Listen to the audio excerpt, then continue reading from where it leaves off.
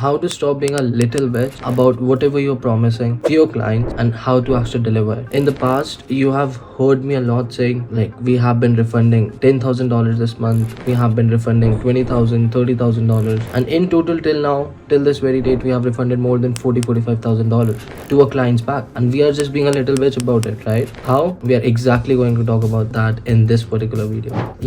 Like when we actually reach out to clients, our promises are so big, like it seems like too good to be true, and in the first place your client doesn't even believe like this guy can actually deliver this, because they have like some kind of bad experience from the past, or they have this bitter taste in the mouth working with marketing agencies, right? So how to actually deliver what you're promising to the clients? If you just think about this, like yesterday I got this epiphany, like it's so easy to start another agency apart from solar. It just requires a little bit upfront capital, and I obviously cannot disclose like the plan and whatnot, but it's so easy, guys, to scale an agency to $50,000, $60,000, $70,000 if you have the right people working with you. It's extremely easy, and once we are done with these refunds, our profits margins are again up, I'm definitely going to get into a different niche, and I'm going to document that journey. And if you're interested in that, just comment down below. And this is going to be one of the best challenges on YouTube,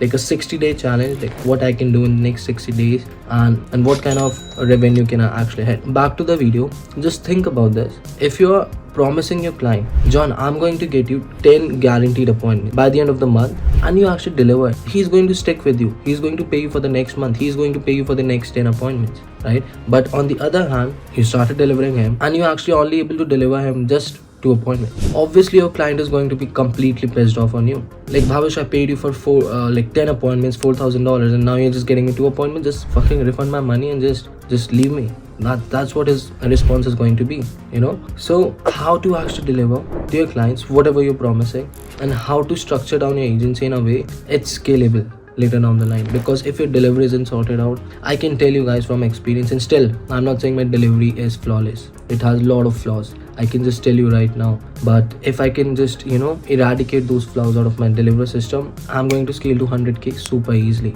right? And so how to actually deliver? First things first, you have to actually promise something which you can actually deliver. If you're going to make big promises like I'm going to get you, I have literally seen people, agency owners, like claiming I can get you 100 plus solar installations in a month. Guys, how's that even possible? The most we actually brought for our clients is like 8 or 9 in a month. How's 100 possible? 100 installations, right? In other words, 100 closes in a month. Obviously there has been there might be some ways, but as an agency owner, I've never heard something like this, right? So you have to actually promise something which you can actually deliver on, right? And even if you don't deliver, you could have something to back up on, right? So what I mean is, let's say you promise 10 appointments, right? And by the end of the month, you only delivered 7. So still you didn't deliver 3 appointments, so you can refund him so John, I delivered you 7 appointments, so here's a refund of the rest 3 which we didn't deliver in this time frame of 30 days. So it's a doable offer, right? It's a little justified offer, right? So you delivered him 7, still you didn't deliver him 3, so you just refunded him. He'll be happy, you will be happy. Pretty much you delivered almost 50% of the offer, 75% of the offer, right? So first things first, when you're starting an agency, I cannot emphasize more, but look for more smarter people than you. I realized this super late, and you don't have to think in a way like you are the smartest guy in the world, smartest guy in the room. No, guys, there's always someone who is doing better than you, in every aspect of your life, every aspect. And I know it's very brutal truth, it's a very bitter truth, but you gotta be honest with yourself. There's always someone smarter in terms of every aspect, right? So go out there and start looking for those kind of people. And once you actually start finding these kind of people, guess what? Offer them some kind of good compensation so that they start working with you, and they are going to change the game for you. Let them build out the systems, let them build out the infrastructure. Obviously not for free. Give them some kind of percentage either in your agency, or some kind of compensation, or maybe some kind of percentage per client. There's a lot of ways to compensate that smart person, right? So never underestimate the power of bringing someone more smarter in your team. It's definitely going to turn the table around for sure. Second most important thing that I would say, how to actually deliver, to your clients, whatever you're promising, the best way is to track everything. If you're not tracking how much you're spending, if you're not tracking how many leads you're getting, if you're not tracking what's your CPL, what's the cost per acquisition, how and why do you think like you would be able to get the ROI to the plan, right? Just for that purpose, what you can do is you can get a go high level CRM or something. Inside that CRM, you can just literally track everything down, including Facebook ads, how much the ads are spending, what's the CP, how many leads has been generated, how many leads has been converted and whatnot. Once you know those stats, it's going to be super easy for you to, let's say, because let's say it's the 17th day of that 30-day contract for the client, he has already made his money back. So you can track he has made his money back, you are on the safer side now, but still you will try your very best to get him 2-3 more sales so that he repays you and renew the contract next month. So guys, what I was saying, in the description you might find a link. I'm not sure, I'm going to ask my editor to add that link, so you can just get a go high level account only for $10 instead of paying $97, right?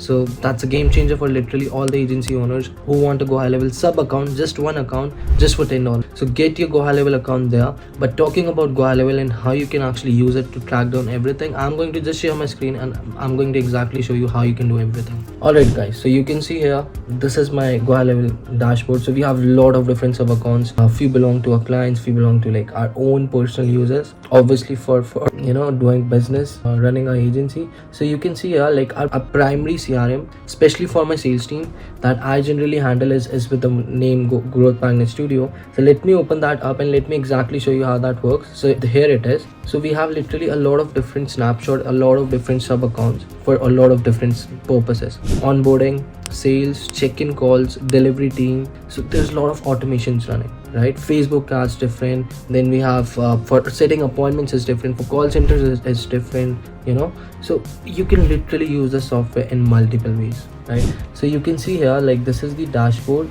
So let me open the opportunity section real quick. You can see here I've been using this for a while. So here you can see appointment that is booked via Calendly. So let's say I've dropped my Calendly link somewhere and they have booked an appointment with that, so it's going to pop out here. And if someone has booked the appointment using the landing page, using the VSL I created, it's going to pop out here. Opt-in, as in these guys put their own information to get something in return as a freebie or something, right? So you can see everything here. So this is how you can manage everything. Then here's a section for marketing, automation sites. I'm not a big fan, to be very honest, just to be on the same page. I'm not a big fan of go high level. I do have a guy who manages a super pro, and he works with us.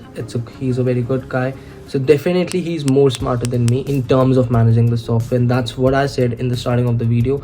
You need to hire smarter people, and they're going to definitely bring a big impact in your business, especially agency. So if you don't have the software, get it now, set it up, know the functions, know the features, and start tracking everything in one place. Alright, let's get back to the video. The third most important part of this video is Google Sheets. And you can use Google Sheets in so many different ways, I cannot even tell you. Obviously till very now, I'm pretty much sure what you guys are new is just as soon as the lead comes in from Facebook, you are using Zapier to populate those leads on a Google Sheet. That's what you guys know. That's what I knew at some point too, but as of now you can create different tabs on Google Sheet. And if you know how to use Excel or something, how to do the tracking, how to use calculations and whatnot, how to automate everything inside Google Sheet, you are already an advantage. So you can create different tabs. So let's say there's a tab for, let's say, ad spend, right? So you can create a Google Sheet. You're going to actually write down the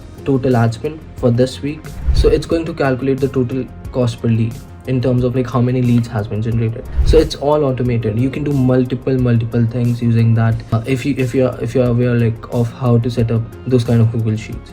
Just for information, I can show you one Google Sheet here real quick. So this is one of our clients, and this is an appointment setting client, by the way. So we have generated a lot of appointments for him. So you can see here this is a legend, as in this is what it means in terms of what the particular color denotes. Then this is the targeting, this is the qualification criteria, and this is the company details.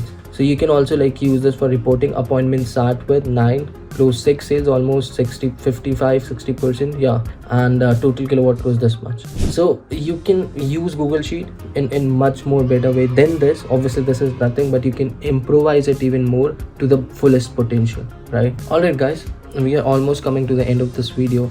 And the second last most important thing of this video is client communication. I think in my past videos I've already told you guys, like, just because of the lack of communication, how many refunds we have actually issued. If you're not communicating with the client, he's going to get rude, he's going to get impatient, he's going to get a little annoyed. Like, I paid this guy $5,000 and he doesn't even have time to just takes back to me. Obviously he'll be pissed. I'll be pissed too if I pay someone like $5,000 and they don't get back to me on justified time, right? On a better good timeline, right? So that's why client communication is super important. If you stay busy, hire someone under yourself who is going to manage the client communication. I'm going to end this point here so that you prevent and avoid issuing a lot of refunds just because of client communication. Talking about communication, one other thing you can actually do in order to improvise your relationship, partnership with your client, and get in good terms with your client is by doing check-in calls with each client, maybe once a week or once in 2 weeks, right? It can definitely impact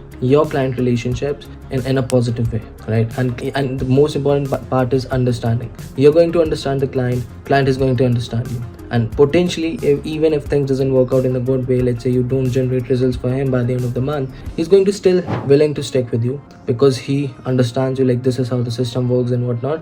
And that's how we have saved like few clients too, by having good understanding in between. Last but not the least, guys, when you have to actually deliver your offer, obviously you're going to spend a lot of money, and that's why accounting comes in place. You should be managing how much money you're spending on softwares, employees, VA, different system, setting up these infrastructures, how much money you're spending. So always have like a clear distinction between expense, profit, revenue, so that like once you're aware, like, in order to set this system up to deliver something like this to my clients, I'm spending $10,000 a month, I'm making $5,000 profit, and my total revenue is, let's say, $25,000, something like this. I'm just giving an example. You should be having like a clear distinction between all three, right? That's pretty much it, guys. And now stop being a little bitch about your delivery. I hope you did got a lot of value out of this. If you did, drop a feedback in the comment section and let's get back to work. All right, guys. And talking about that 60-day challenge, I'm very excited. I've already started working on that. So because this solo agency has been very profitable for me,